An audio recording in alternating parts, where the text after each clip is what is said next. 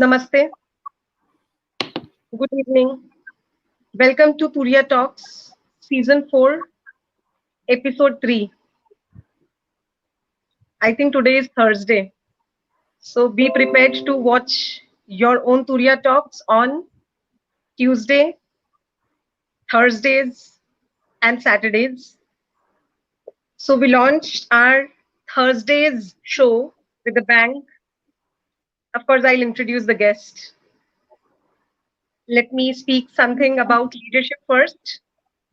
Is leadership getting redefined? Are fundamentals around leadership changing? Unlocking leadership? Join us. Stick around. You will learn a lot.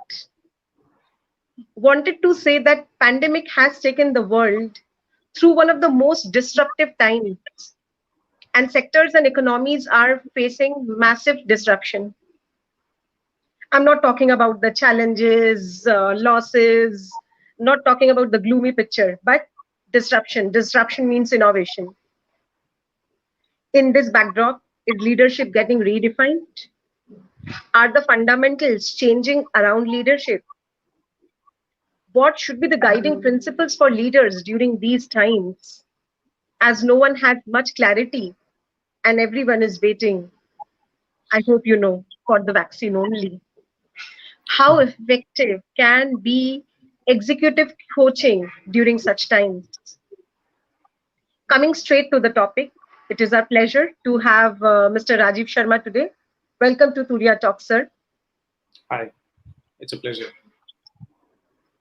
It's a pleasure to be here. Thank you so much. I was not aware that this is your first Thursday event. Very glad to be part of it. Um, Hello to all the Turiya Talks viewers. Thank you so much for having me here.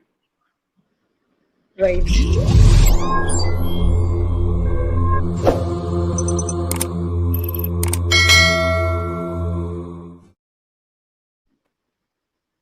Welcome to Turiya Talks once again. Who is Rajiv Sharma? Rajiv Sharma is a common name in research, and that too few of the wings, media, telecom. You would see journals after him. So just to introduce Sir is the head of equity research at SBICAPS Securities. He comes with 17 years of experience in capital markets, consulting, and strategy. Prior to SBI Caps, he worked with HSBC Securities as Director, Telecom, Media and Internet. Rajiv is a certified performance and leadership coach as well, and will be sharing his insights on leadership and executive coaching today. Rajiv has coached more than 50 senior executives so far, which includes CEOs and CFOs. We'll talk about Rajiv's accolades soon. He ranked number one by Thomson Reuters for Infotech sector in 2017. He was also ranked for telecom sector by Asia Money in 2015 and 16, together consecutive years. He has also received Asia's Best Award Analyst, and I think and by Wall Street Journal, twice by ET Now. So there are many awards. Coming straight to the point, sir, we would like to hear about your journey first of all, and then of course we'll talk about leadership. Thank you, Sandhya. Thanks for all the kind words. Again, it's a pleasure to be here. The fact that I've made to Turiya Talks does suggest that the journey has been great. Else you would have not invited me. It's all to the pleasure of this whole esteemed guest which you had so far in the show. It's been a journey where I learn every day.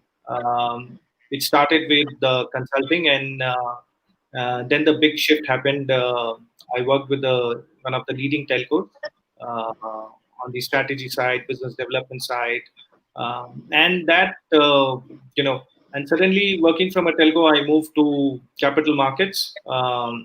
Never thought that I will be, covering the same sector on which I was working with, and that really helped.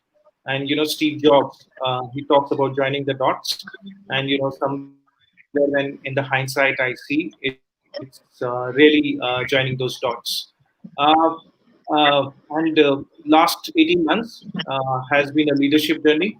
I've been heading this equity research team at SBICAPS. I continue to look at all sectors, but yeah, my focus continues to be around the telecom, the media, and the internet sector in India. So it's been a fascinating journey, and I'm very thankful to God for whatever little I've achieved so far. Thanks to the support of all the family, friends. Yeah. Let us go straight to the Q&A. So my first question is, please define leadership. What according to you is, of course, bookish definition no one would like to read because times are changing.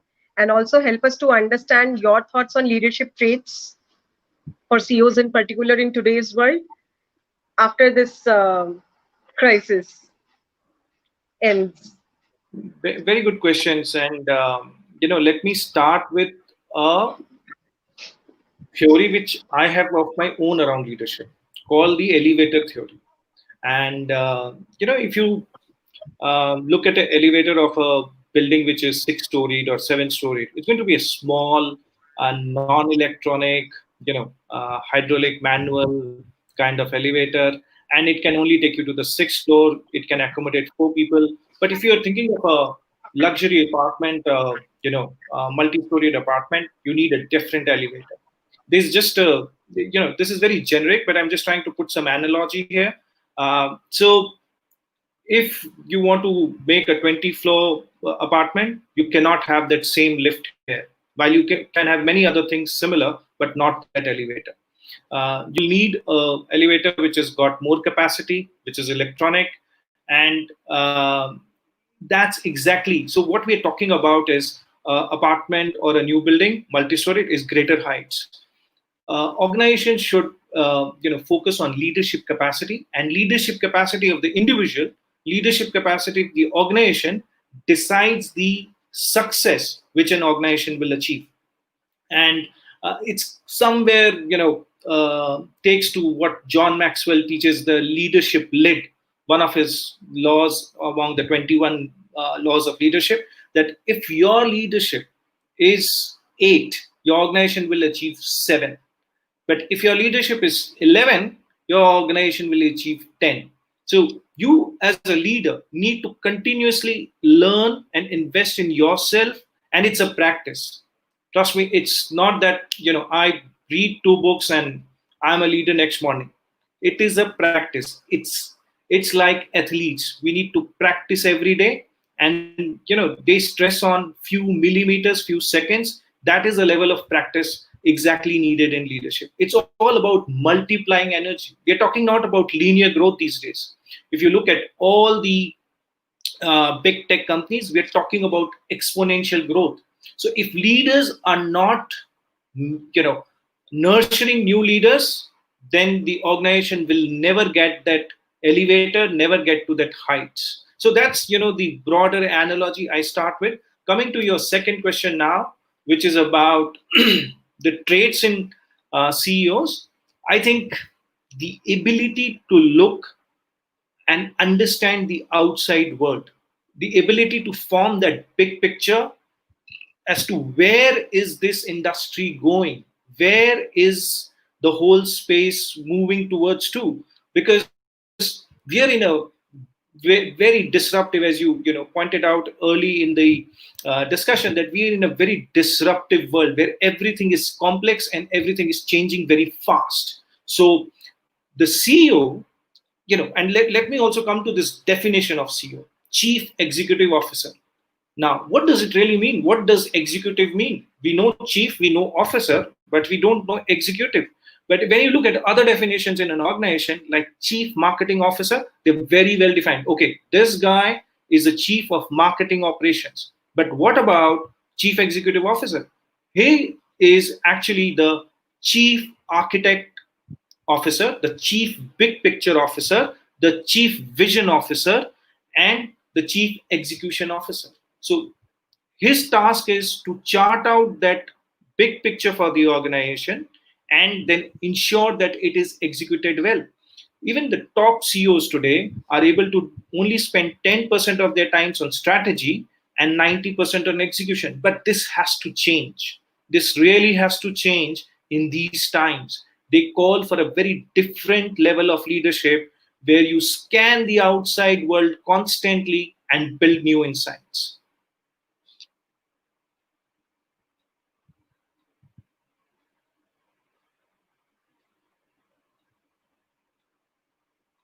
Uh, so, Sandhya, are you there? Uh, okay, and one more thing in these times, which is equally very important, is that you have to communicate with your team constantly.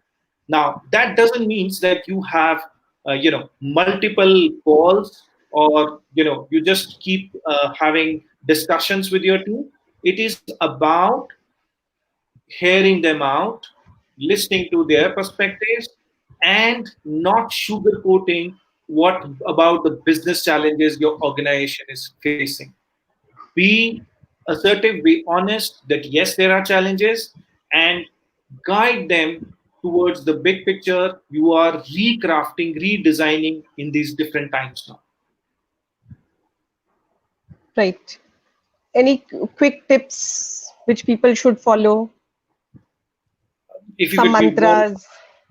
well, Uh, yeah, so I think quick tips for leaders. there is, so as I said, this is a practice. There is no quick mantra in stock markets, and there is no quick mantra in leadership. This is the last place or last pocket where there will be a mantra. But there are certain great examples which, if you know look at Jeff Bezos, look at Steve Jobs, and look at Steve at Microsoft, which failed. So you will have to look at the examples which are successful, and you will also have to look at examples which where they've been failures, to understand what went wrong. And as a leader, I can there can be three, four things. One, you have to decide what you don't want to do. That is very, very important. For example, you will see a lot of startups which are struggling for funding today, and I'm sure some of the startups will be here on the call. Now, some of the corporates would love to change this narrative that, okay, yesterday we were getting disrupted by startups. Today it's a time to take on startups and have this narrative that now we are tech savvy and we are driving digital transformation from digitization. But having said that, are all startup worth acquiring? You have to decide, you have to say no. NCLT, bankruptcy code has come up. There's so many companies lying on the shelf, and after this pandemic, you will be more companies. Do you need to buy everything? You have to understand what do you stand for. Like Amazon stands for uh, obsession with customer centricity. And where did they borrow this from? Jeff Bezos borrowed this from Sony. Sony wanted to be known for quality, not for Sony itself, but it wanted Right. Japan to be known for the quality. So the mission larger than Sony. So you have to learn to say no. You have to simplify. You have to have a focus. Even the in the last days, when Steve Jobs was not keeping well, and when he met Larry Page of Google, though they were competitors, they had a Right. discussion, and Steve Jobs said this: you have to focus on 5 products, 4 products, and then constant review, which is the Jack Welch way. Yeah, yes, Sandhya. Uh, yeah, yeah. So I think we are lagging by few seconds, but it's Okay. okay. We can take up another question. Is leadership getting redefined? What other sort of communication method should a leader adopt to talk to his or her teammates? I think we can break this question and take in two parts, whatever you feel. Yeah, so it is, while we are all facing a universal pandemic all together, but we have always seen crisis. It is not the first time you're seeing crisis. 2008 was a crisis. There were several other crises. There were some selective industries which were facing crisis, and uh, every crisis is the source of new opportunities. So it's not getting redefined, it is getting test it.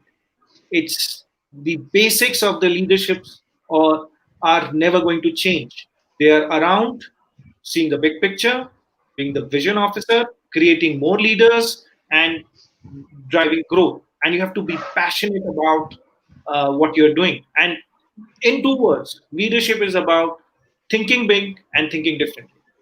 This definition will never change even if we are having this talk after a decade.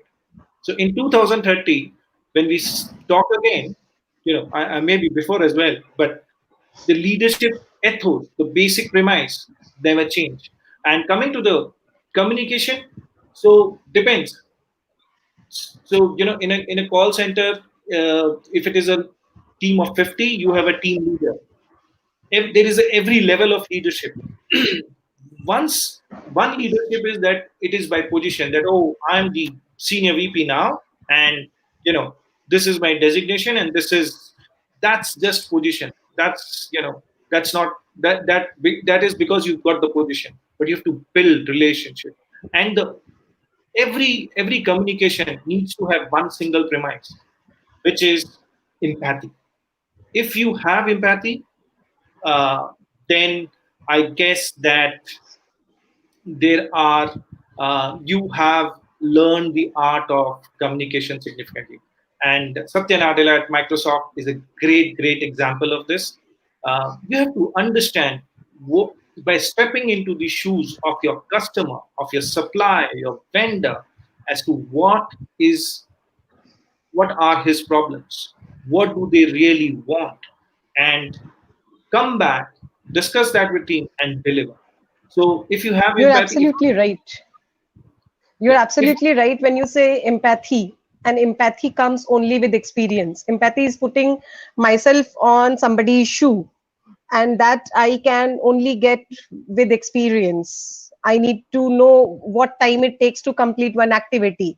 There are a couple of sectors, there are a couple of companies, they hire people from different background in their leadership team. Some do adapt it very well, some are very empathetic, and some they just cannot do any process which takes 1 month. They are after their CFOs to get and maintain balance sheet in 2 hours. So ultimately, for 1 or 2 days, they will just have issues and discussions.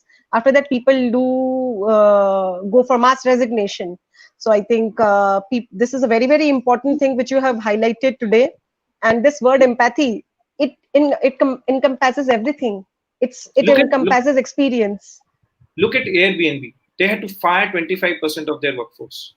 If you look at the letter in which the senior management communicated this whole thing about that they are doing away with 25% of their workforce, while it is sad that 25% of the workforce has been cut, but look at the letter, look at what all they go and say, that you keep your laptop, medical aid, career help, some kind of severance pay, and constant repeat of the fact that you know it's not your fault, it is the circumstances, and a clear visible fact that they are trying to help the employees who've been sacked.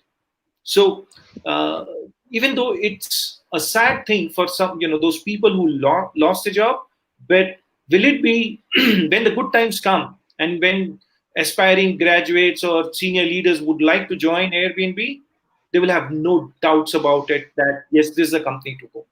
But those who have sacked just because they didn't wanted to save 3 months cash will have a tough time recruiting,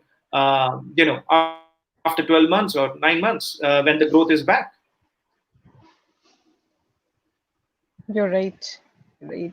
Will you talk about few companies, or maybe not by just mentioning their name, where they had that empathetic approach, right? Where they regard people as their jewel, and they have grown in leaps and bounds. Other sectors, they need to follow them during crisis. In fact, I got a message from a startup in Calcutta. She just WhatsApped me. So this is the reason I was just fiddling. She asked, what companies should do to boost the morale of employees, and that to those kind of communication will come from CXO, CEO, or chairman's office, emailers, what we say. So what they should do to boost the morale of people, because that is also very important. So there are two sides of it. One, definitely the company should be doing something about it, but it is the equal responsibility of employees to also ensure that they are maintaining their morale high. And let me explain this: that it's only not that what nation does for us; it is also about what we do for the country. It's similar when you are in corporate, whether you're in a relationship. It's not about what your uh, you know partner does for you. It is also about what you do for your partner. So it's a symbiotic relationship everywhere. And if you look at Marshall Goldsmith, who's a most well-known leadership coach, he talks about this in detail. That I think the first thing which the company has to do is to ensure that right person is at the right place when it comes to the job. And second is, the job of a leader is to add to the intrinsic value of the employee. So it is not about constantly telling him what to do, but it is about nudging him. So for example, uh, your, your friend in startup, which is asked this question, if let's say she's part of that startup, and the founder there goes to her and tells her that, okay, I understand you're working on this deep learning or machine learning stuff. There are two more startups which are working on similar lines, and why don't you go and meet them? One of them is my friend. Don't own the baby. Let the baby with with your employees, but help them cross the hurdle. That will pay off significantly. Give them challenges, but help them to cross the hurdle. And that approach will be morale boosting. It is never money, always. It is a part of it, but that was agreed when you joined. But incrementally, it's about engagement, challenging environment, and that help, that empathy, which I get from my manager, from my leader, which allows me to do better. And it feels that, oh, some value has got added to me. Wow. I So don't tell them this is what you need to think. Teach them how to think. And once you give them a framework for everything, then you're sorted as a leader. The morale is there. Right, right. I can see few more people joining in.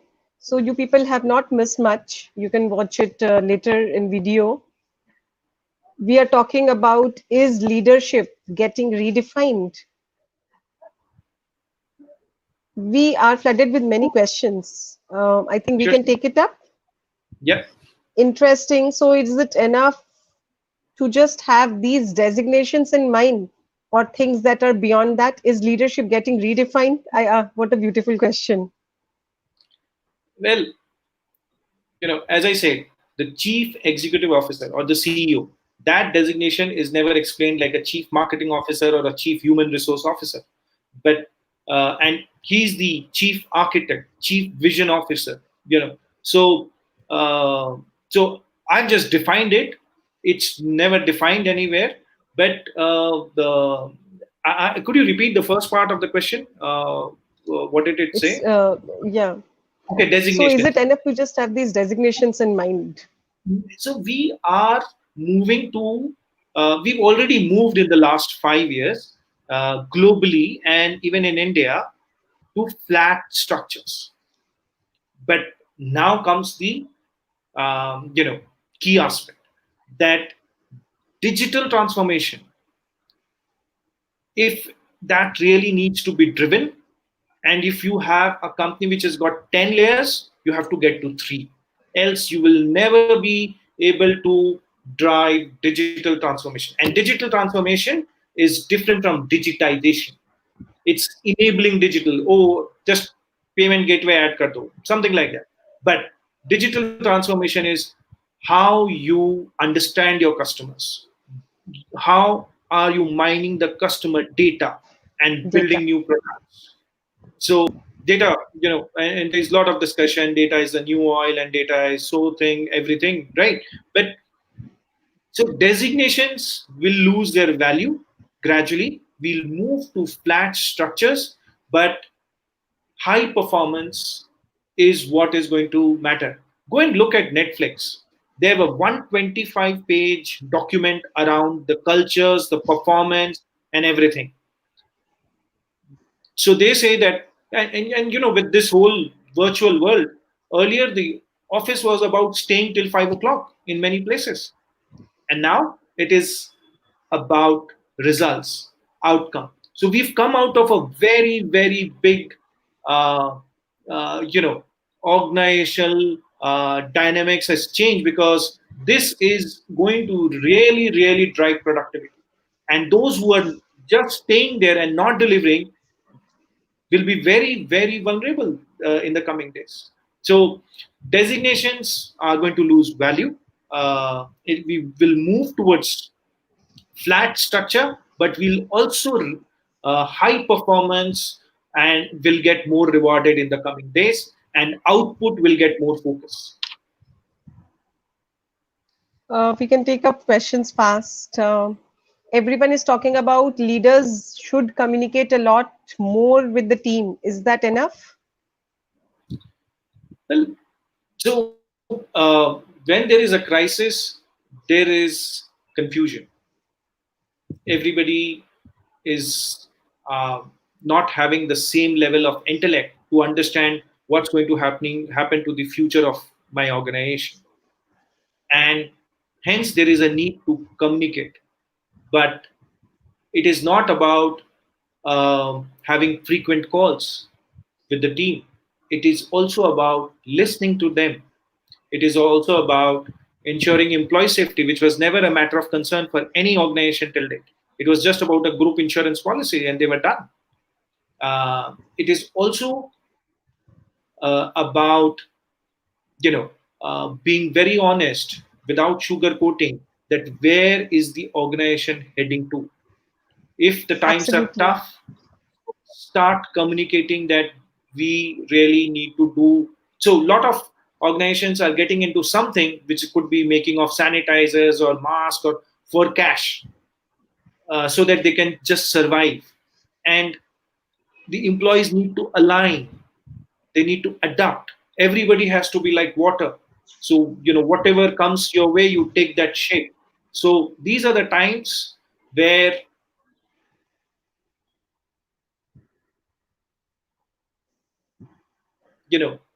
message and giving the right picture, an honest picture as to what the senior management is thinking, and where the business is heading, and are there some shifts which we are taking in the interim. Right. This is your show. So with your permission, can I take up this question and can I answer from media perspective to Tinanjali? What Sir, is I'm asking you, I am taking your permission and I'm saying that I would like to address this question from communication perspective. sure, sure, Now, please do. yeah. So I was saying that leadership, CXO, CMO, chairman, Rajiv sir said something interesting, chief vision officer, they always communicate with people, sometimes through brand manuals. Of course, for daily affairs, it is not possible for them to go to each and every employee. So this is the reason most of the companies, they have their manual so that people just can read it. There are emailers, interesting stuffs. But when we talk about crisis specifically, the company has to be very, very particular what it wants to talk to its different stakeholders. If we look at things, there are internal stakeholders, there are external stakeholders. Let's not focus much, just talk about two three things. When we look at internal stakeholders, I think we'll have to focus more on employee communication. Their the HR department and their department, they work in tandem. And now when it comes to crisis communication, uh, with the external stakeholders, media would just be after your life. And I'm sure, sir, you must have faced it a couple of times during companies reporting something or the other, some crisis. And of course, you were asked to comment. Sometimes you would have said on the condition of anonymity. Sometimes you said just an analyst said. Sometimes you said, okay, write my name. So during such times, what the companies should do, they should be transparent. They shouldn't ever say that I will not respond. Say something politically or politically. Decide, consult your stakeholders, consult your lawyer, consult all your departments. That's very, very important because once it is out in media and if it is a listed company or not so listed company, because everybody looks for funding and people do check out these stuffs. Anyways, we can have a separate session on this later because this is a too interesting topic to deal individually. We can take up next question. How does one create cultures which help organization to thrive today in this time of pandemic? So, let me not get directly into this. Let me just take a step back. We talk about startup culture, you know, we talk about innovation culture. But is it just about putting up a t-shirt and denim and having a MacBook in your hand? Is that really the startup culture? Or just because you've got 5 rooms in your company which are named after some certain scientist, and that gives you a feel that it's about startup culture? Not really. Not really. It is about the values and beliefs. It is about what it is about the values and beliefs which the organization. So for example, there are think of parents. They are trying to teach their daughter that you need to be grow up as a kind human being, as a kind person. And moment you see a puppy lying with some kind of injury on the road, and your daughter would go and help her, and you ask her, no, no, no, no, this is not our job, we're not supposed to do this. Are you doing what you say, or are you doing different from what you say? So this is how culture is created. So um, you know, whether it is this pandemic or any crisis, you have to come and admit whether your business has taken a hit or whether your business is seeing some great opportunities after 6 months, because both situations demand a very different kind of culture. Now suddenly, some of the businesses were, let's take the example of online groceries. They were supposed to grow 20% over 3 years, gradual growth. This this this sampling which is happening today, because everybody was under lockdown and started checking for all the possible online grocers, has accelerated the drive towards online grocery. And this is one of the examples. We've seen this across the board. Now, while other organizations, which are the brick and mortar stores, they are seeing a crisis because they do not have footfalls and they have a lot of skepticism. This kind of business is growing many folds. So what would have happened in 23 will happen in 21. Now, but you're not prepared as a culture to do it. You have to scale up. You have to talk to your employees about the huge opportunity which you are seeing. You have to raise them, you have to coach them, you have to mentor them to that next level. So it is not necessary that pandemic means everything is over. There are opportunities. We've seen one of the big companies seeing the highest ever fundraising when everybody was going through corona, and it's seeing the See stock this, price doubled as well. So it's how you see and what you do. There is no straight answer. It's not always about getting beaten down.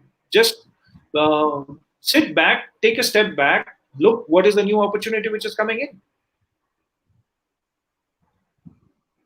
right. Next question, sir. How would a leader will go about getting cohesion among a team who disagree? Yeah, which disagree with the team. So disagreement Thanks for the question. Very interesting question. Disagreement, Vishal, can be for various reasons. Uh, as a leader, what you need to just think is what is the what is that strategic intent which you were trying to drive out of this team? What is that particular output which you are trying to look at? What is that strategic goal? Is there a new idea which is coming up? If that is the case, embrace it. If this is taking you off track, then do not encourage it, but do it one on one.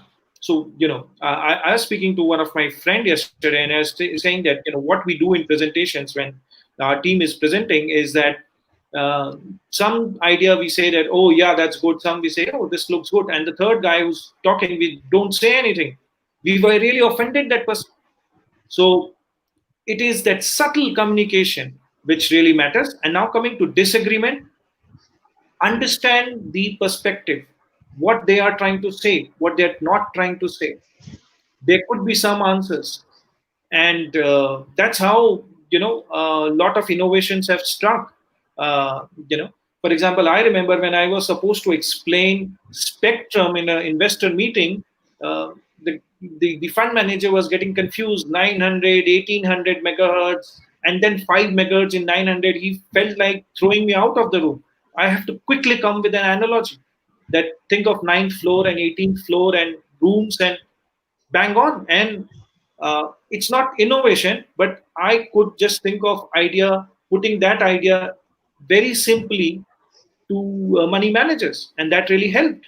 So uh, you have to think that what is that intent which you came into that meeting, what is causing disagreement, where the disagreement is there a new thought generating, embrace it.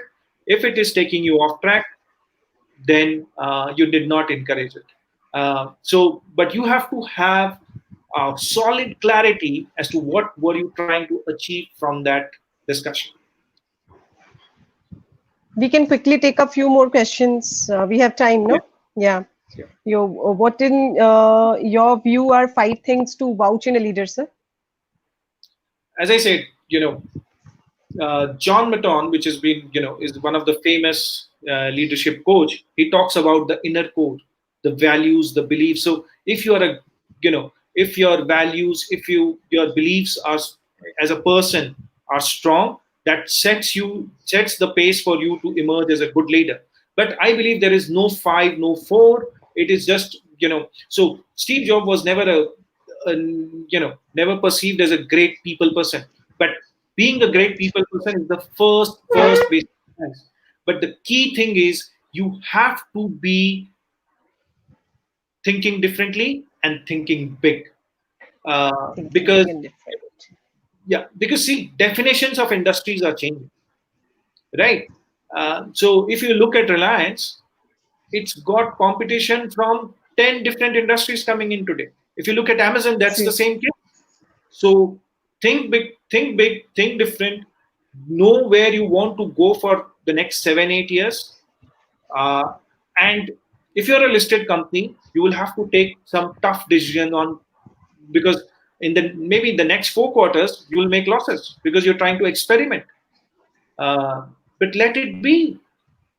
Articulate your vision to your shareholders, your stakeholders, that that's what you're trying to achieve. And Amazon is a great example around that. absolutely right. Next question, please. Sir, what is the need for executive coaching? Well, uh, they say that it I is think they are all born leaders. You know why? Because I never expected such young people. I think they're in what their 20s to 30s, 35. They're asking all relevant questions. So I yes, think that people, everyone has that leadership quality in some vertical or the other. No, have yeah. you So realized this while? absolutely, means this kind of question, coming from such young people is very overwhelming, and I believe that uh, you know they're thinking, and leaders are trained, and it's a practice, and like athletes, you'll have leaders. So no, leaders are born like fathers are born. Means there is no difference. Everybody is born, but leaders can be made, and they're on the right track. Now the thing is that when it comes to the executive coaching, the CEO needs to be confronted with the real picture. And that is the first task of the executive coach. You have to confront him, and he will talk, you will facilitate, but confront him that this is the real picture. Else, you're not just doing justice to that assignment. Apart from that, it is helping him to see the big picture, to see the catalyst, to scan the environment, and also, you'll do a 360. What are people liking about him, and what are people not liking about him, and areas which are source of his strengths, are they packaged properly? The areas where he needs to work more, how can you sharpen the saw? So executive coaching is a constant dialogue with the CEO, with the leader, to make him better every day. Like an athlete has a coach, the leader needs to have a coach. So if you start Right. thinking leader and athletes as same, you will get so many answers which you will never get thinking of leader as a leader and athlete as an athlete.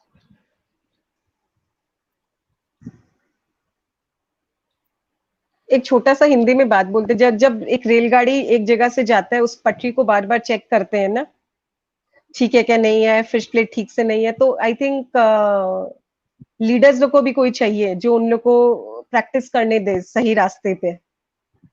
Leader both chahiye, and what they need to see is that can we set up new patri as well? Can we set up new rails as well? Is this the shortest route? Is this the best route just because somebody set it for us? Or we can take a better route? So both.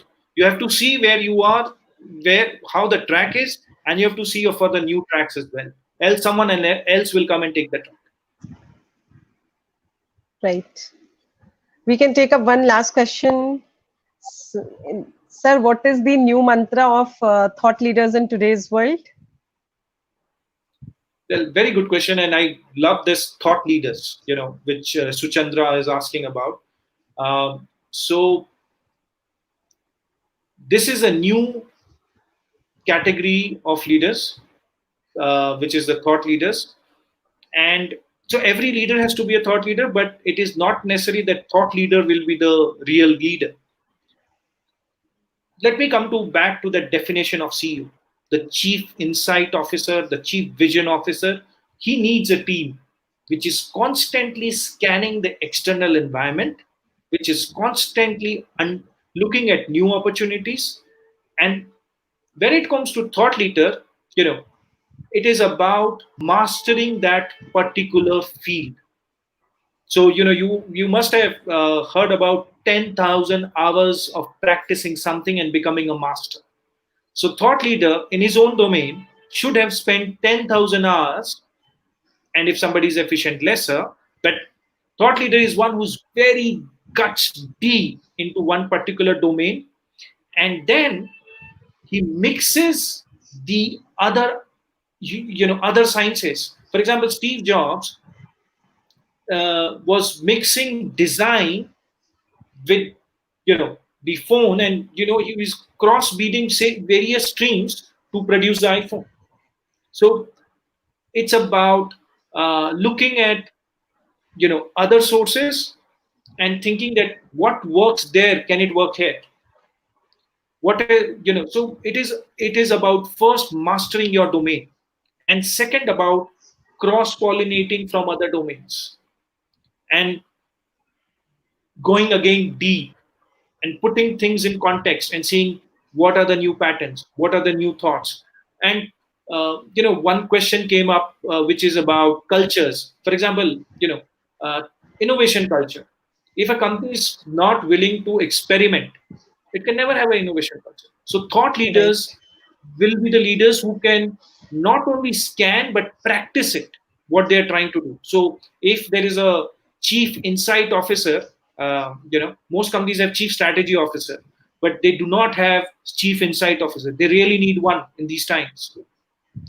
And if they have a chief insight officer, he must be allowed to experiment with some resources, every new ideas, whether they are viable or not. So thought leaders need to be great with their domain and need to cross pollinate from other domains and create new thoughts. And it is a constant practice. Again, it is a practice which will make them master in their particular domain. Saurabh Bhutra, I think he has joined for the first time. So welcome. And he has declared that this is the last question. So I think we'll have to take this up. So he's asking how to identify the leader and how to believe in that leader. Well, identification will be done by someone else, Saurabh Bhutra, and believing in will be done by one who is identified and those who didn't identify him, but who are asked to believe in him. Now, but when you are identifying the leader, you have to think that this leader should be someone who has to be believed by the larger team. And there comes the credibility, there comes the track record, there comes, for example, a leader A in in an organization A may not be the right leader for an organization B. So, for example, in India, we really do not have tech companies like we have in US or China. So we really lack that thought leadership around tech. We are enabling tech, but nobody, except for a couple of companies, a few companies, is embracing tech to the extent that it becomes the business mode. So IT industry, which is around outsourcing, gets paid by hour, not by value. They should be they should look at changing their business model to get paid by value.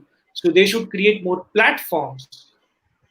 Why doesn't IT companies create more and more SaaS products? Why you need a startup which is doing a SaaS product?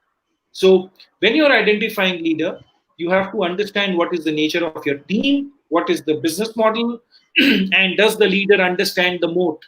For example, Steve Ballmer at Microsoft, he didn't understand the moat for Microsoft. He added new products, but they were on different lines, and the market share for Microsoft in the operating system came down from 60, 65, or 70 to 30%, because Google and Apple with Android and iOS were able to claim that market share. So it was not that he was not doing anything. It was that he was focused on the wrong place. So, and when the leader is, when the leader is giving you growth, when the leader is coming with revenue growth, when the leader comes in with, the boat going up, when the coming to that elevator theory, that business reaching heights gradually, the team starts believing in, because nothing succeeds like success.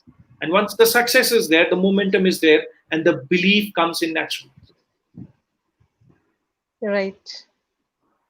So we are hereby trying to close this session, but before that, we have something interesting to show. So I would like to thank you, sir, for taking time from your busy schedule and launching our Thursday's TuriyaTalks.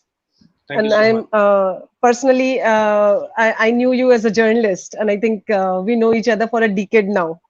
Yeah. So I'm very happy that we always connect and we share information. We help each other to grow as much as we can. This is how people should help, and we should help. We should ask for help. If you help, then only people will help you. So that's the mantra. That's the mantra from my side. Can we have that short video, please?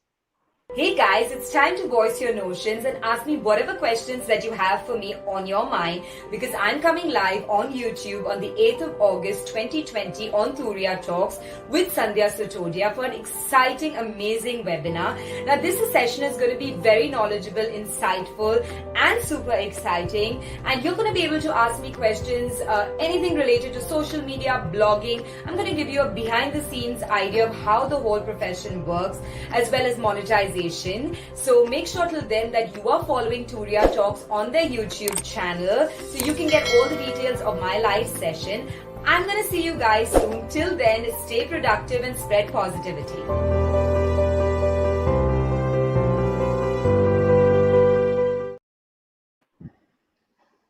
So till Saturday, you can like, subscribe, press the bell icon, and get all the notifications regularly. What are the shows we are doing?